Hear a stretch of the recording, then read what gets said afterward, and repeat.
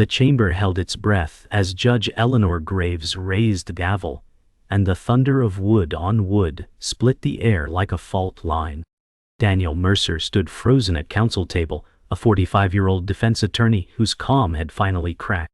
Claire Donovan squeezed the rail, her 32-year-old hands trembling, as if the verdict already lived inside them. Victor Hale said, "Counsel, disclose your source or face contempt." Daniel said, "My source is a protected informant." The judge said, "This court protects truth before comfort." A clerk slid a sealed envelope across the varnished surface, and the wax seal gleamed like a wound. Daniel said, "Open it." The gallery murmured, a dark tide of doubt rolling under the dome. The envelope held a confession that named a senior official, and the air shifted, as if the walls had learned a new word. Judge Graves said, "State the name for the record." Daniel said, "Deputy Director Abram Cole." Victor said, "Objection, hearsay." The judge said, "Overruled." Daniel felt the floor tilt, because naming power is a kind of fall. Claire said, "Tell them why they framed me." Daniel said, "Because you saw the ledger." A light flickered in the ceiling, thin as a pulse. The jury exchanged glances, their silence louder than any oath. Victor said, "You just turned a trial into a war." Daniel said, "Justice was a war before I arrived." The gavel lifted again, and every heartbeat learned fear. The shock did not fade, it deepened like a bruise. Daniel steadied the sealed pages and felt the weight of names that could crush a city. Judge Graves said, "Counsel, you will submit your proffer and foundation." Daniel said, "The ledger was scanned to a secure drive, and the chain of custody is intact." Victor said, "Intact is a generous word for stolen state property." Claire watched Daniel, and her hope hung by threads spun from courage and fear. Daniel remembered the night the file arrived, a silent delivery and a whisper of gasoline from a car that never shut off. He measured the room, jurors restless, deputies alert, and power settling its claws. Judge Graves said, "We will recess for 10 minutes." The gavel struck kinder this time, as if mercy had learned to speak. In the hallway, Daniel said, "Claire, if this name stands, everything turns." Claire said, "Then let it turn." Victor walked past, saying, "You picked a tall enemy, Mercer." Daniel said, "The law can see over tall men." The door sighed closed, and the echo felt like a deadline approaching. The recess carved a narrow space for doubt. Daniel stood at a window and counted the beats of a city that kept moving while justice stalled. Ruth Calder, 38, female investigator with a raincoat and a tired smile, stepped beside him. Ruth said, "The ledger image metadata checks out." Daniel said, "Then why do I feel the ground is borrowed?" Ruth said, "Because they own the building." He smiled without joy. Claire approached, eyes raw but steady. Claire said, "If I recant what I saw, will they give me back my life?" Daniel said, "They will rent it to you at a higher price." Ruth said, "Cole's name will wake wolves." Daniel said, "Let them wake hungry." A clock ticked like a metronome, teaching patience to fear. On the far wall, a flag hung still, and Daniel envied its silence. He pressed his palm to the glass to feel something colder than the case. Ruth said, "You could walk away." Daniel said, "Not after today."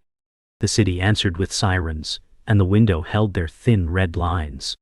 Back in the courtroom, the temperature felt lower, as if truth had opened a vent. Judge Graves said, "Mr. Mercer, lay your foundation on the record." Daniel said, "The ledger captures disbursements tied to covert tasking, and the signature hash aligns with the agency template." Victor said, "Templates are costumes for lies." Daniel said, "Then let the jury see the stitching." A deputy wheeled in a monitor, and the glow painted everyone the same pale color. Claire sat straighter, learning the posture of defiance. Daniel watched the jurors lean as lines and numbers mapped a quiet treason. Judge Graves said, "Proceed." Victor said, "Before we begin, the state moves to strike the name Abram Cole as prejudicial." Daniel said, Prejudice belongs to what is false. The judge weighed silence like gold. She said, denied. A murmur broke, then died. Daniel felt the corridor of his career narrow, a long hall with doors locking behind him.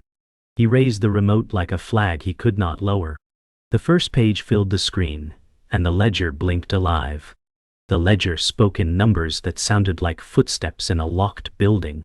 Each line pointed to a door, and behind one door lived Claire's ruin. Daniel said, entry 14 matches the night of the arrest.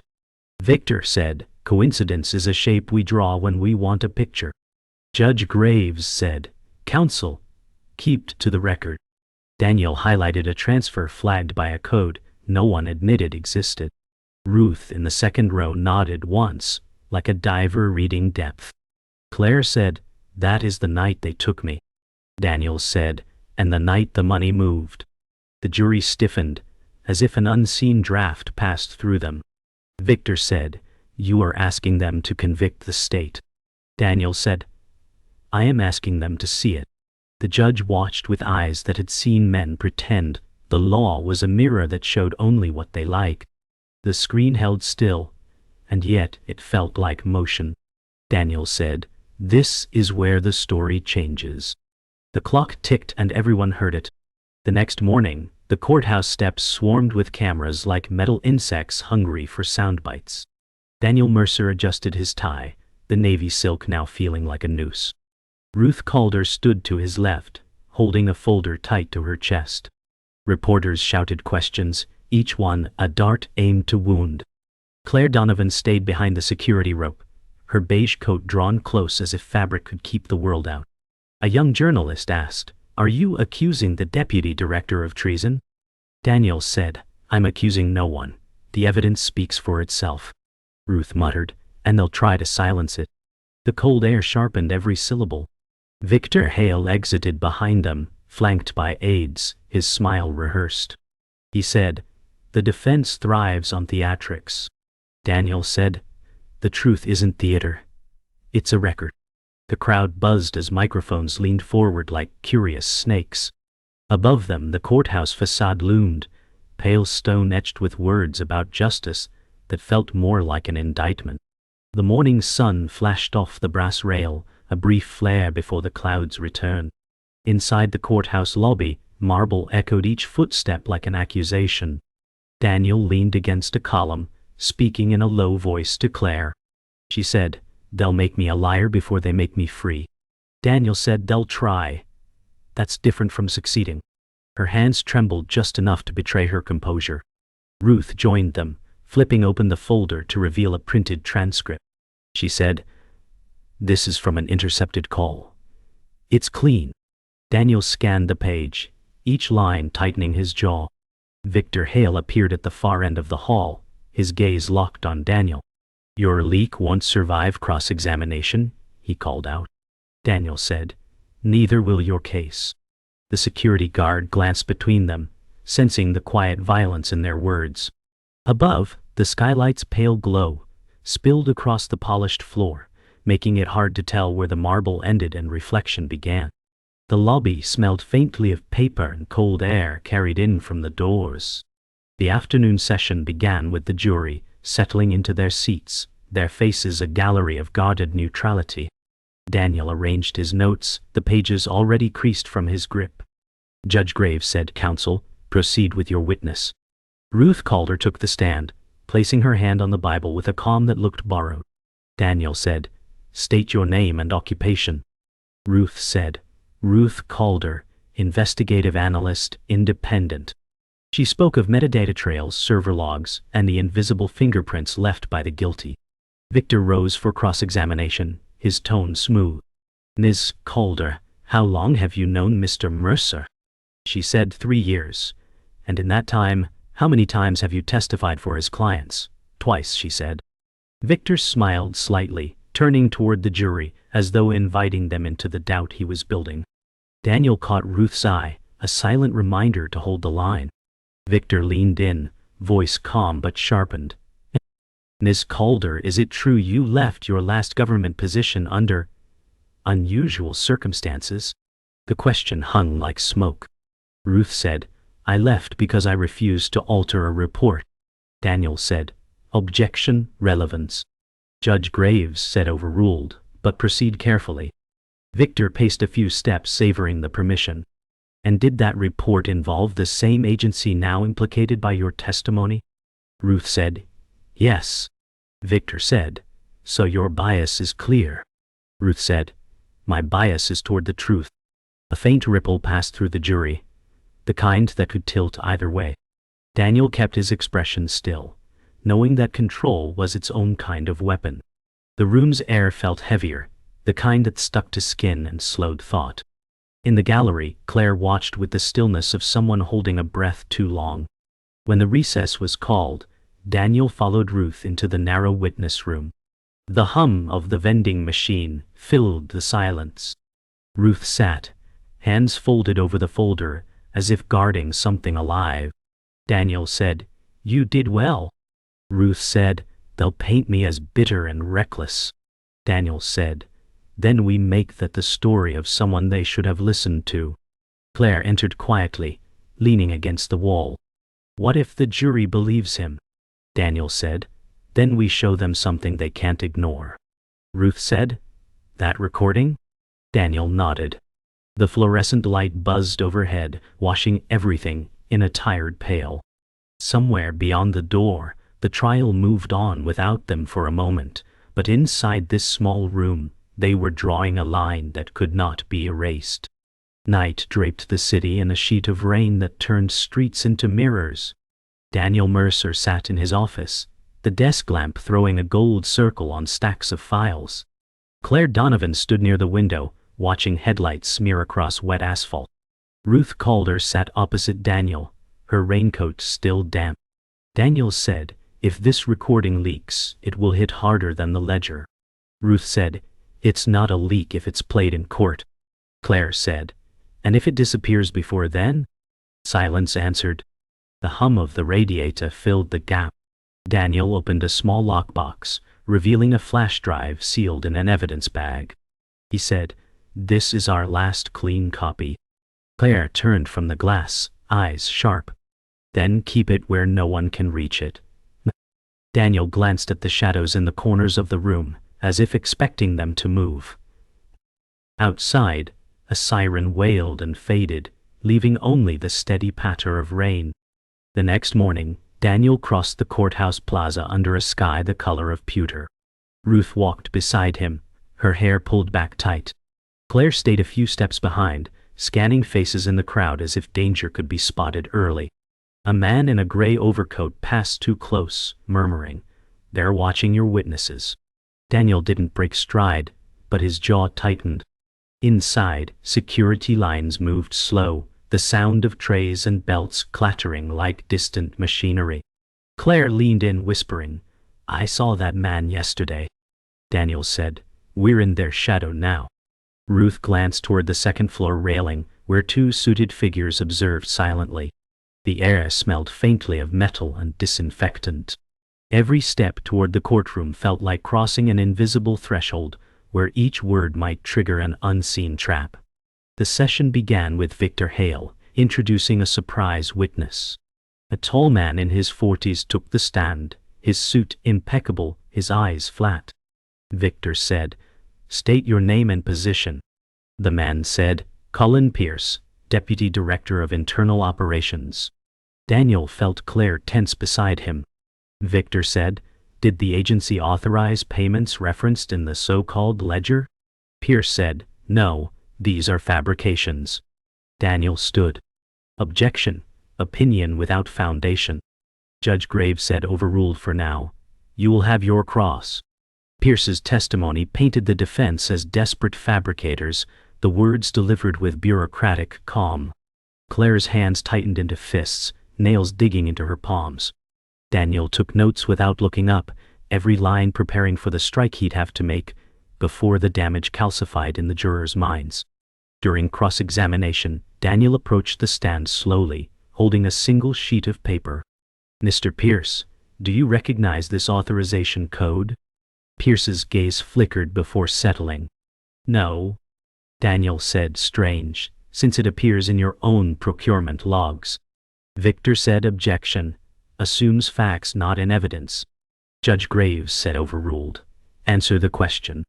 Pierce shifted in his seat. Daniel leaned in just enough to close the space.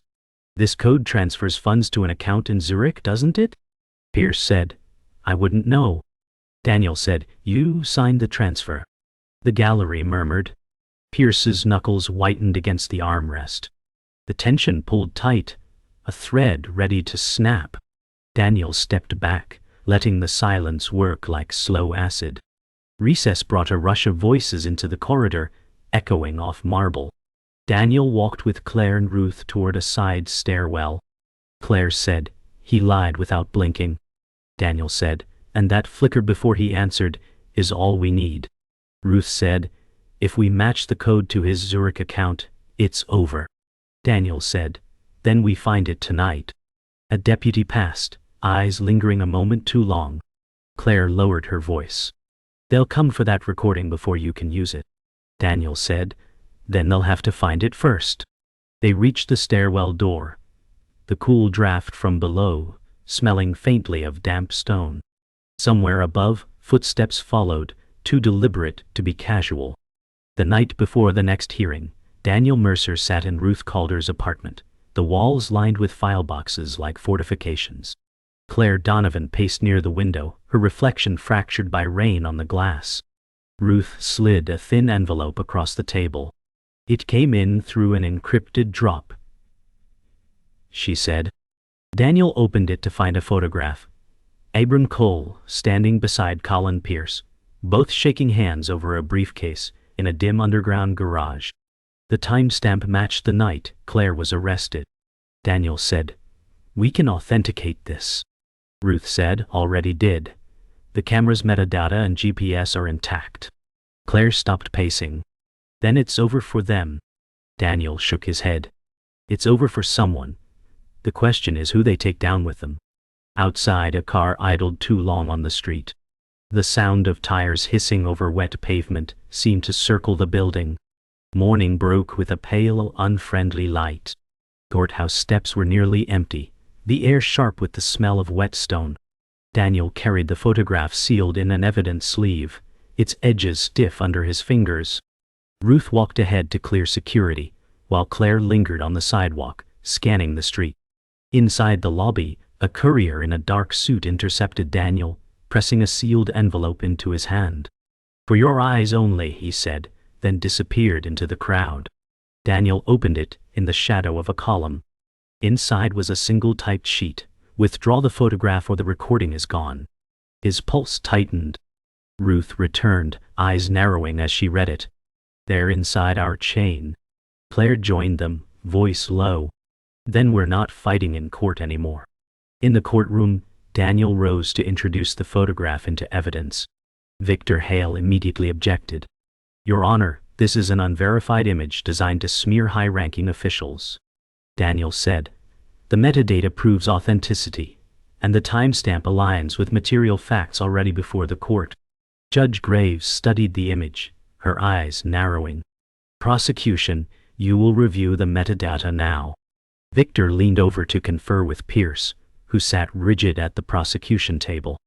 Daniel watched the exchange, noting the slight twitch in Pierce's jaw. Claire in the gallery gripped the edge of her seat. The room's silence deepened. The kind that comes when everyone senses something shifting under their feet. The review broke open faster than Daniel expected. Victor's aide whispered into his ear, and Victor's expression hardened. He stood. Your Honor, the prosecution withdraws the witness Pierce from the stand.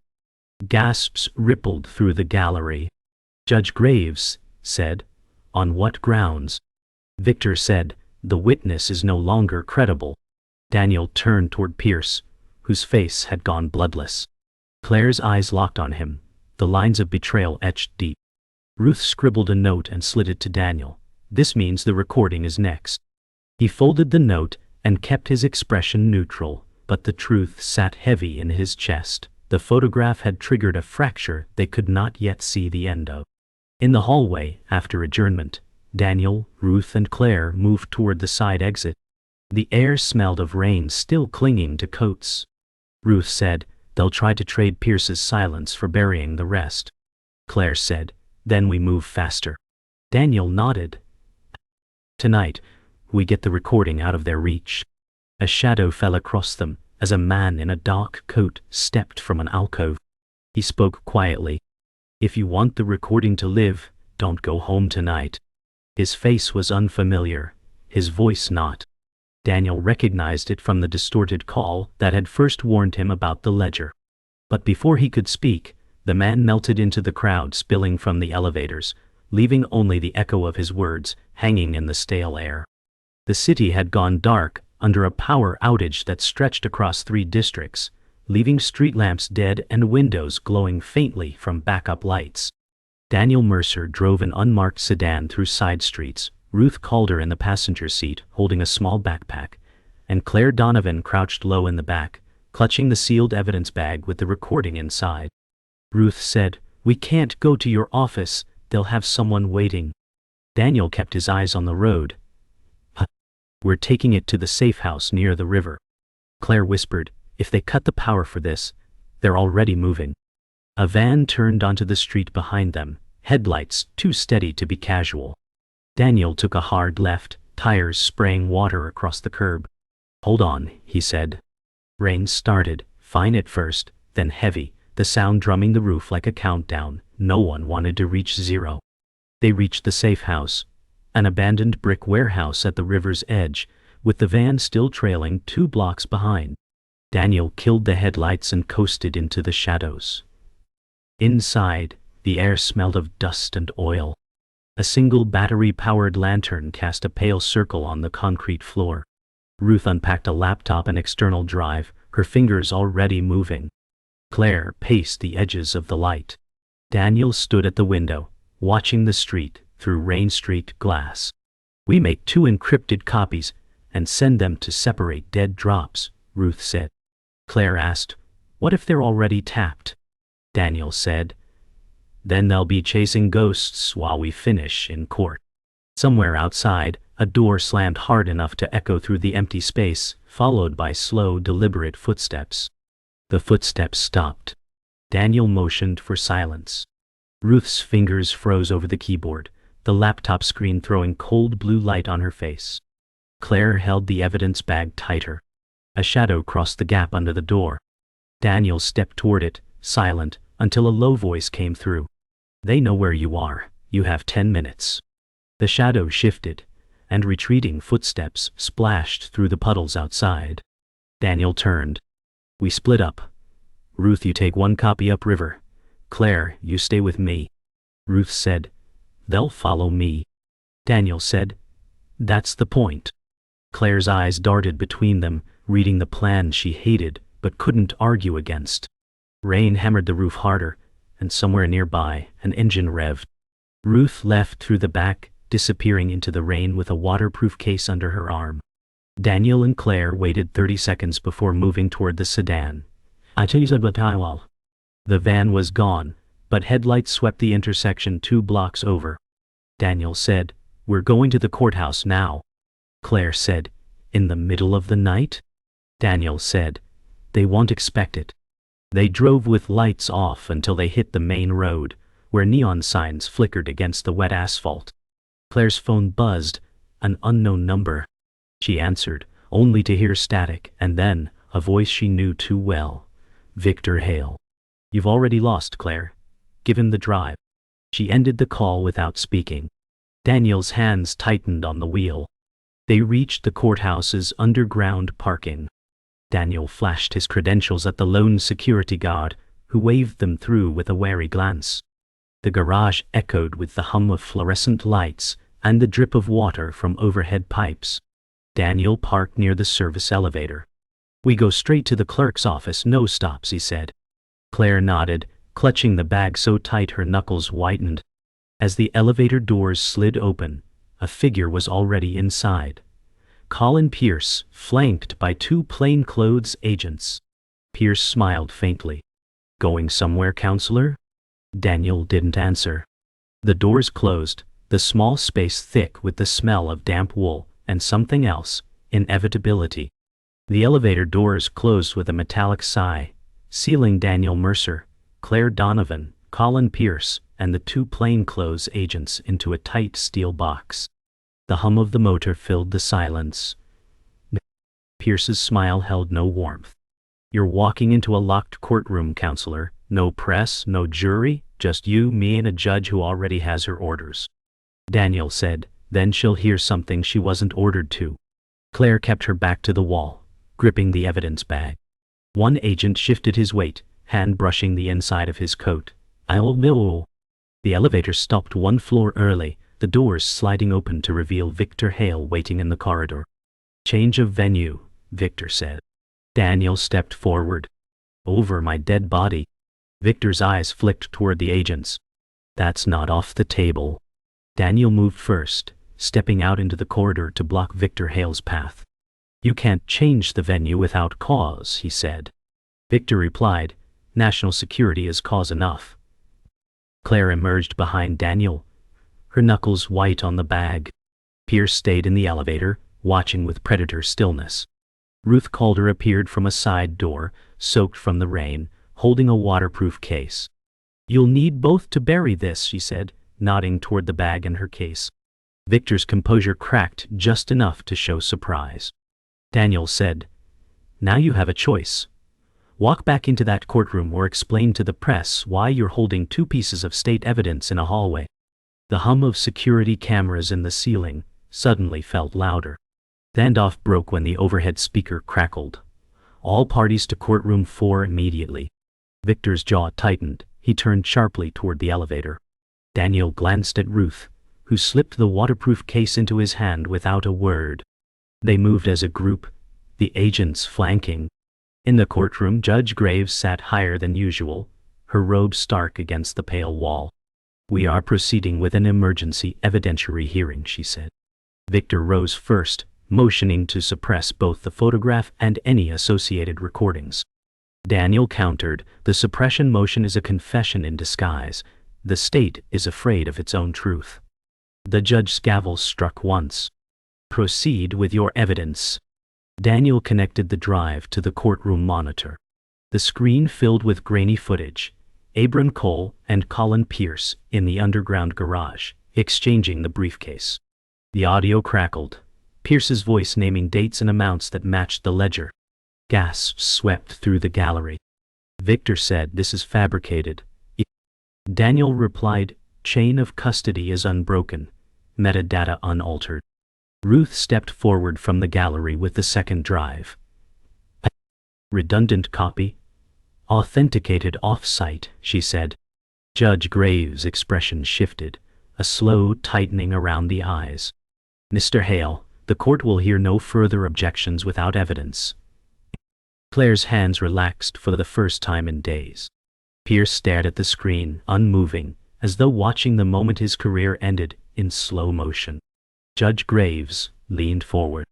"Given the evidence presented, the court orders immediate detainment of Colin Pierce and referral of Abram Cole to federal inquiry."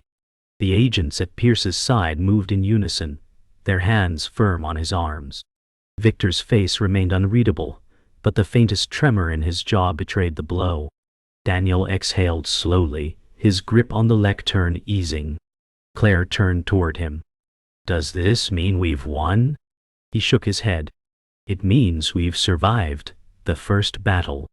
Outside, sirens began to wail, this time not as a threat, but as confirmation. The gavel fell, echoing like a door slamming shut on a chapter that could never be reopened. The courthouse steps was slick from an afternoon rain, reflecting the gray sky above. Daniel Mercer stood at the base, his suit damp, his briefcase heavy in his hand. Claire Donovan emerged behind him, the weight of years visible in her posture. Ruth Calder joined them, her eyes scanning the street for signs of pursuit that never came. Reporters shouted questions from behind the barriers, but none of them crossed the yellow rope. Daniel said, "They'll spin this in a dozen ways before nightfall." Claire said, "But the record stands." Ruth added, "For now." A cold wind came off the river, carrying the scent of metal and rain. Daniel looked back at the courthouse facade, knowing that inside, the paper trail was already being rewritten by hands faster than the law could follow. They walked together toward the corner where the sidewalk bent toward the river. Claire's steps slowed. "What happens to me now?" she asked. Daniel said, "The charges are dropped, but your name's still in their files." Ruth said, "Which means they can pull it anytime they need leverage." Claire's mouth tightened. "Then I need to decide who I am without this case hanging over me." Daniel stopped, meeting her eyes. "Whatever you decide, you survived what they built to break you." The rain began again, light but persistent, tapping against umbrellas on the street. Cars passed, their tires whispering over wet pavement, indifferent to the quiet reckoning at the corner. That evening, Daniel sat alone in his office, the blinds half closed against the city lights. The desk was clear, except for the waterproof case, and a legal pad with a single name written across the top. Abram Cole. He turned the pen in his fingers, the weight of unfinished business pressing against him. Outside, sirens passed, fading into the distance. The phone rang once, twice, and then stopped, leaving only the soft hum of the desk lamp. He knew this wasn't an ending. It was a pause, and pauses could be dangerous. He opened the case, checked the drive, then locked it away in the floor's safe. The sound of the lock clicking home felt like the only solid thing left in the room. Across town, in a quiet bar, Victor Hale nursed a glass of whiskey, his tie loosened, eyes fixed on the muted television above the counter. The news anchor recited the day's events without naming him directly, but the subtext was clear.